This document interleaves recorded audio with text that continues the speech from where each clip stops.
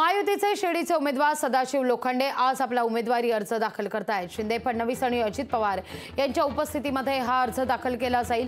उमेदवारी अर्जानंतर शिर्डीत प्रचार सभा होणार आहे। मंत्री दादा भुसे यांनी शिर्डीत पत्रकार परिषद घेऊन या सगळ्या संदर्भात माहिती जारी केलेली आहे। या सगळ्याचा आढावा घेतलेला आहे आमचे प्रतिनिधी गोविंद साळुंखे यांनी। अहमदनगर जिल्ह्याच्या दौऱ्यावर आज मुख्यमंत्री आणि दोन्ही उपमुख्यमंत्री येणार आहे। महायुतीचे उमेदवार सदाशिव लोखंडे यांचा उमेदवारी अर्ज भरणार आहे। त्याचबरोबर दक्षिणमधून सुजय विखे यांचा देखील उमेदवारी अर्ज भरणार आहे। त्यामुळे उपमुख्यमंत्री आणि मुख्यमंत्री हे आज अहमदनगर दौऱ्यावर आहे।